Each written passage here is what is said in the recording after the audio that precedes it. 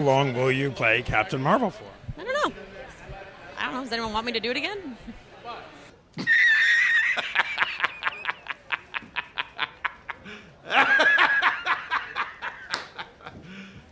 You serious? It's been a busy weekend for Marvel Studios indeed. Loki Season 2 just wrapped, I'll have my TV log for that coming out in the next couple days, and today I went and saw The Marvels, the sequel to everyone's least favorite MCU movie with everyone's least favorite actress. The movie that is projected to be the worst performing MCU movie of all time. I reviewed the first Captain Marvel when it came out back in 2019, and I remember speaking pretty positively about it. But honestly, looking back, that review is probably very outdated because I have not rewatched the movie since I saw it, and I have not had the urge to. It was just kind of an in one ear, out the other bridge between two movies people actually cared about. It wasn't very fun, it wasn't very interesting, it was just meh. And I was honestly really dreading going to see this sequel. I mean, yes, they have a talented director behind it in Nia DaCosta, but we've seen talented directors get butchered by the Marvel machine before. The trailers weren't doing much for me, and the early reviews had me even more worried. So now that I've seen it, what are my thoughts?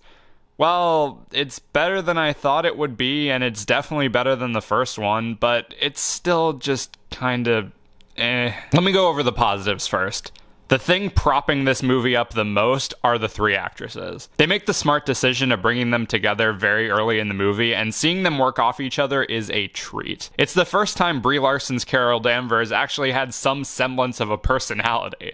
Okay, it's nothing amazing, but it at least feels like she's finally found her footing with this character. The standout is easily Iman Vellani as Kamala Khan. If you saw my TV log, you'll know that while I wasn't the biggest fan of her Disney Plus show, I thought she was the strongest aspect of it. She brings so much energy and heart to this movie, and she works great off the other two. They also do some creative things with the action. The fact that they switch places whenever they use their powers makes for some really energetic and fun action scenes. There's also a really fun sequence involving cats that I liked. The mid-credit scene is also pretty awesome, and it feels like this is one of the first proper steps of progression in this era of Marvel. That's the thing, this movie has good scenes, but the movie surrounding those scenes is just kinda dull. Stylistically, outside of the action and Kamala's introduction, the movie feels kinda soulless, and you can't really see a lot of Nia DaCosta's direction in this. The story is kind of all over the place. Things just kind of happen with no rhyme or reason. The movie is on the shorter side, and it definitely feels like things have been cut, and it makes a lot of aspects feel rushed. There's a drama between Carol and Monica that feels rushed. The explanation of what kickstarts the conflict feels rushed. There's a sacrifice at the end that feels rushed. The whole movie just feels like it's trying to end as quickly as possible, and it doesn't leave an impact. The villain is an absolute plank of wood, and I did not give a single shit about her plan,